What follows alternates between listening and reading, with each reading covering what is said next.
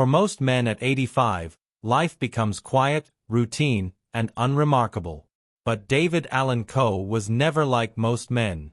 He was the outlaw that Nashville could not tame, the songwriter who refused to polish his truth, and the prisoner who turned his scars into songs. Now, after decades of silence, he is speaking louder than ever before. And the story he's telling is not just about music. It is about betrayal, erasure, and revenge against the very institution that tried to bury his name forever. A childhood already lost. David Allan Coe was born on September 6, 1939 in Akron, Ohio, a city better known for factories and rubber than for producing country legends. His beginnings were far from hopeful. By the age of 9, he had already been sent to reform school. What followed was a cycle of confinement, juvenile homes, reformatory schools, and eventually full-fledged prisons. To some, these were just statistics of a troubled child, but to Coe, they were the shaping forces of his defiance. Life never handed him a soft landing. His father remarried, and his stepmother made it clear he was unwanted. The rejection cut deep. She kept his sister, but demanded he be turned over to the courts. From that point forward, Coe's world was one of survival, not nurture. At Star Commonwealth for Boys in Albion, Michigan, he was beaten with paddles until his hands bled. He ran away, stole cars, was caught, and thrown deeper into the system. Yet within those walls, something stirred. Inmates knew him as the one who could sing. He won talent shows inside prison the way Elvis won over audiences outside. Behind bars, he began to write songs, raw, unfiltered, and drenched in pain. Later, he would call them his prison gospel, verses born not of polished Nashville polish, but of desperation and rhythm from concrete cells. He even claimed to have spent time on death row for killing an inmate who tried to assault him. Though that claim has always been disputed, what cannot be denied is that prison carved him into a man unlike any Nashville had ever seen. By the time he was released in the 1960s, he wasn't just another ex-con. He was a storm carrying a guitar, a notebook of lyrics, and a permanent grudge against authority. Breaking into Nashville and the rise of an outlaw.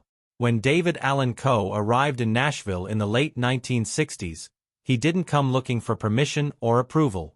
He drove a hearse, parked it outside the Ryman Auditorium, and lived out of it. To the music industry, he was nothing more than another drifter on the fringe, but he refused to be ignored. He walked the alleys of Music Row, guitar in hand, daring anyone to look away. It didn't take long before his words forced people to notice. In 1973, Tanya Tucker recorded Would You Lay With Me? In a Field of Stone, a ballad so haunting, intimate, and raw that it went straight to #1. Suddenly, the industry had to acknowledge the man who wrote it. But what they saw terrified them. Coe wasn't the polished cowboy in clean boots.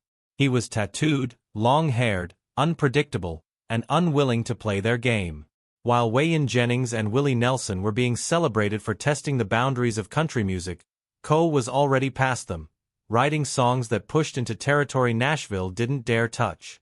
His early records, Penitentiary Blues in 1969 and later Requiem for a Harlequin, were unlike anything else on the airwaves. They were psychedelic, violent, sometimes disturbing, but they were his truth. And that truth resonated. Bikers, ex-cons, misfits, and wanderers bought his albums and filled his shows. They didn't just see him as a performer. They saw him as one of their own. Coe wasn't giving them entertainment. He was giving them proof that someone was willing to sing the life they lived. But Nashville wanted stars they could polish, package, and control. Coe refused every one of those boxes. He mocked the industry by donning rhinestone suits, a Lone Ranger mask, and calling himself the mysterious rhinestone cowboy. Where others begged for a shot at the Grand Ole Opry, he taunted it with long-haired redneck in 1976 and You Never Even Called Me By My Name, the latter co-written with Steve Goodman. Coe mocked the very rules of country songwriting, exposing its formulas while making fans laugh and sing along. It was rebellion set to music. And while Jennings, Nelson, and Chris Christopherson earned their place on magazine covers and Opry stages, Coe was carving out a separate kingdom. He didn't need their spotlight. He had already found his own fire. The blacklist and silent eraser by the Opry. For most country musicians, an invitation to the Grand Opry was the holy grail. It was the stage that turned singers into legends, the validation that meant Nashville had accepted you into its circle. But for David Allan Coe, that door was bolted shut from the very beginning. In over 60 years of performing, he was never invited to stand on that stage. Not as a guest, not as a member, not even for a single song. The official reasons were never made public, but the whispers grew louder as the years passed. Some pointed to his prison record, others to the Confederate flag guitar that Dimag Darrell of Panta had gifted him. Many said it was his controversial lyrics, often crude, sometimes offensive, always unfiltered. But insiders revealed a darker truth. Coe wasn't just overlooked. He was deliberately erased. Former Opry associates told stories of a meeting in the late 1970s where Coe clashed with a powerful figure behind the scenes. Voices were raised, glass was broken, and when it ended, he was told he'd never step on that stage again. Other rumors suggested that he stumbled too close to scandals Nashville wanted buried. An affair involving a rising female star and a married executive, or financial documents hinting at char-try rigging and under-the-table payouts that mysteriously disappeared after a studio break-in. Whatever the real story, the result was the same. Coe's name vanished from Opry programs. Radio stations stopped playing his records. Award shows ignored him completely. Booking agents pulled out of contracts without explanation. Even documentaries featuring his peers often pretended he didn't exist. It wasn't just rejection. It was execution without a funeral. And yet Coe's music never stopped. He toured relentlessly, often in rowdy bars, biker rallies, and outlaw festivals where his fans welcomed him as royalty. His concerts were unpredictable, sometimes dangerous, but always real. While Nashville stars sang clean on television, Coe was pouring out every scar and grudge to audiences who saw through the industry's polish. The establishment wanted him invisible. Instead, he became myth. To the industry, he was a problem. To the people, he was a prophet. And the deeper Nashville buried him, the stronger his legend grew underground. The secrets he kept and the evidence he saved. By the time David Allan Coe reached his 70s, many assumed the battle was over. Nashville had erased his name from the books, and the Opry had carried on without ever acknowledging him. But Coe was patient.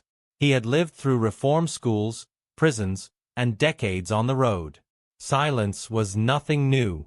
What no one realized was that he had been keeping receipts the entire time. 4 years, Coe hinted at knowing things that could ruin powerful men. He had told friends about letters, recordings, even photographs that he kept locked away. Most dismissed these stories as the tall tales of an outlaw. But in 2025, at 85 years old, the world finally saw he hadn't been bluffing. In a leaked podcast recording, Coe spoke for nearly 2 hours, calm and deliberate, cigarette in one hand, papers in the other. He didn't rant, he recited. He named executives who blackmailed him. He read from a yellowed handwritten letter allegedly penned by a former OPRY board member apologizing for being part of the machine that blacklisted you and referencing a broken deal in 1981. He played a scratchy voice memo in which a now-deceased country star warned him to stay quiet about a bathhouse party involving industry elites or risk ending up in the river like the others. Even more disturbing, Coe described walking backstage in 1977 and witnessing what he called a sickening transaction involving a minor and an Opry official. He admitted he never went to police, fearing he'd be silenced permanently, but he told 2 friends. One of them later died under suspicious circumstances in the early 2000s. For decades, Coe carried that memory like a curse.